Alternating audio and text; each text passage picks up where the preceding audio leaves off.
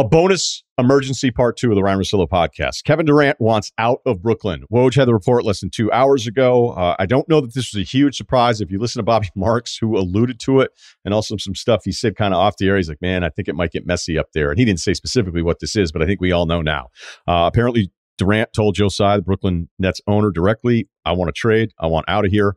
And Woj also reported that half the league has called Brooklyn about Durant in these trades. I mean, this is probably wide open here, but I'm not sure that it is totally wide open, even if there are a bunch of offers, because what we need to look at is, there's a response to what the report is Woj also said that Phoenix and Miami are kind of at the top of the list. I asked a handful of teams, like, hey, give me who you think it would be. More votes from Phoenix than anybody else. Miami came in second. There was even one of my favorite votes from a team that knows they have no chance. Just us was the quote back to me, but I knew that they were sort of kidding.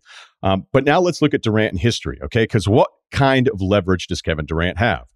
He's about to kick in a new extension here, 4 years. He's owed $194 million moving forward. Back in the olden days, I don't know, 3 years ago, we used to look at players, if they were going into the last year of their contract and wanted to trade, they had all the leverage, and they could say, not only do I want out of here, I only want to go to one or two of these teams, because the market for that player wouldn't be that great, because the team trading for him would think, well, are we trading for this guy for just 1 year? It worked for Toronto. With Kyrie Irving, Boston didn't really send out that much, but it didn't work for them, and that was 2 years left on it.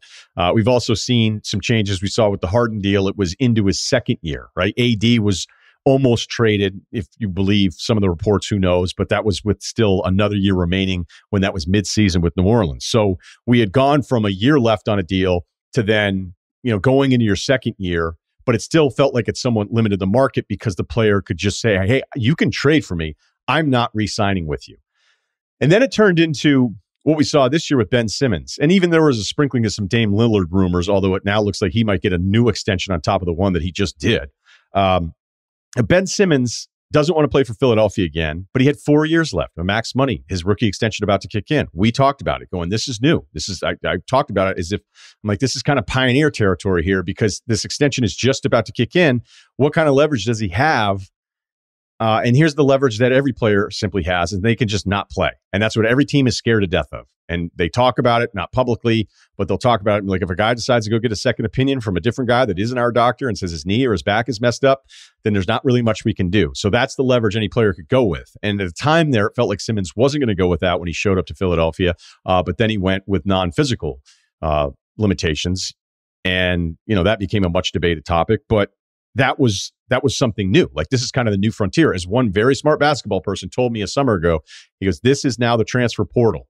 You get the contract. You don't do the short deals. You do the long deals. You take every last dollar, max it out as much as you can, and then you worry about the rest later, because it's not leverage with a year left or going to 2 years. It's leverage as soon as the extension kicks in. So we could pretend that Durant has none because it's this 4-year extension. But like I just said, it's still Kevin Durant, and you can't just trade him to some place he has no interest in whatsoever, because that team puts together the best package, because then Durant may even plays it out for a year, is miserable, and then that team's kind of dealing with this all over again. So we could pretend that the 4 years limits Durant's influence on where he goes, but that's not really the way any of this has worked the last couple of years, and players continue to flex more and more of their power. So if we look at the Phoenix part of this, which we all should have spent more time talking about, because once Vegas has a weird odd switch, like they did with DeAndre Ayton's future team, Brooklyn, there was a massive swing there where Brooklyn became a completely different odd. And you were like, wait, what's going on there? Well, Vegas usually does tend to know about some of these things. I remember the first time I ever heard about Kawhi Leonard shutting it down from San Antonio, it was through somebody who knew a gambler that was like, hey, are you hearing anything about this? And I was like, I haven't heard anything about it. I checked with somebody who would know, and they didn't get back to me at all. And I went, okay, that actually means something is up. So you probably still have to trade Durant to somewhere that he wants to go, because the next team, even if it's 4 years of Durant supposedly under contract, it doesn't mean that it's 4 years of peace. I think we've learned that. The Phoenix part does make sense. It makes some basketball sense. Durant to Phoenix would make them a contender, and you'd move Ayton out. Ayton's a nice piece to get back. It's more than just a ton of draft picks, but I'd also be asking for another player, and I'd also be asking, I don't know, Bridges would be available in something like this. I'd also be telling Phoenix, hey, if DeJounte Murray is worth 3 firsts in a potential swap, 4 first potential picks with 2 years left, and being DeJounte Murray and not Kevin Durant, I'm going to need 5 or 6 picks. It can sound absurd. You can tell me I'm crazy. Hey, Presti knew when he was dealing with the Clippers in the Paul George deal, it wasn't just a Paul George trade. It was the Clippers are going to get Kawhi and Paul George if you find a way to get my guy to your team. That's why I'm asking for everything. I'm asking for Shea Gilgeous-Alexander. I'm asking for swaps. I'm asking for unprotected. I'm asking for it all because I have you over a barrel. And that's what you should be doing if you're the Nets and you're dealing with anybody, but specifically Phoenix, because you're telling Phoenix, hey, he wants to go to you. He's going to be happy for however long NBA happiness even allows itself to happen in today's world. So that would be part of it. The Miami thing is when you write it out on paper, and as we said in the Bobby Marks podcast just hours ago, never underestimate the flexibility of what can happen behind the scenes and the things that we don't understand. If it were to be a BAM deal with Miami going to a third team and Durant coming through and everybody liking what they do and somebody doing somebody a favor. But the problem is because the Nets did take on Ben Simmons off a rookie extension, you can't actually trade for BAM, who's in the same category. So that would limit that. So then you start doing the combination of Lowry, Hero, Duncan Robinson, and that Miami has less control over their own future picks. It doesn't match up on paper. I don't know if a Chicago Zach LaVine deal is even close to these things. I don't know if there'd be some mystery team. I know Simmons was tweeting about Zion. It's a lot of fun, and it might solve a New Orleans problem, and it also might solve a Brooklyn problem, where I'm feeling like you do have this kind of generational star to build around who also isn't healthy all that much. So yes, there's probably far more options than we're talking about right now, but just because Durant is on the first year of a 4-year extension worth over 200 or almost $200 million, it doesn't mean he has zero say. All right. We need to learn that lesson.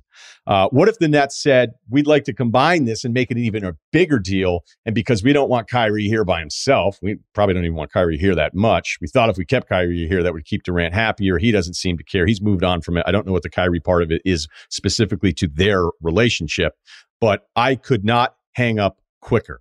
I would say, Kyrie is your fucking problem. I'll take the guy that still likes playing basketball. That's a non-starter. Now, could that mean something weird down the road where Kyrie does come back and he sits out and he doesn't want to play and then he demands a trade? And I don't know, maybe does this open back up the Lakers Westbrook thing? Because then the Nets start to think, well, we're not going to be good this year anyway. Let's just have Russ get a ton of stats and maybe get a pick from the Lakers. We start trying to recoup all of these picks through these two deals separately from the picks that we gave up in the original Harden from Houston deal. All of this stuff is on the table. I wouldn't rule any of it out. Now, here's another question. Does anyone care that Ben Simmons is still on this basketball team? It doesn't seem like anybody does. I think everybody keeps forgetting. And it was kind of funny because Simmons couldn't really handle being the number 2 for a playoff championship supposed contending team in Philadelphia. And it felt like, hey, the number 3 doesn't have to take shots, play defense, be an 5-out guy, make some plays and passes. Now it's like, wait, you're going to tell Simmons he's the first option and they're building around him? He's not the kind of guy you would want to build around either. Now, to summarize all of this, if you ask, has this entire Kyrie, Durant, adding the Harden, the Simmons pieces, all of it been an absolute disaster? The simple answer is yes. The next thing you'd have to ask is, will this impact the way teams deal with players in the future?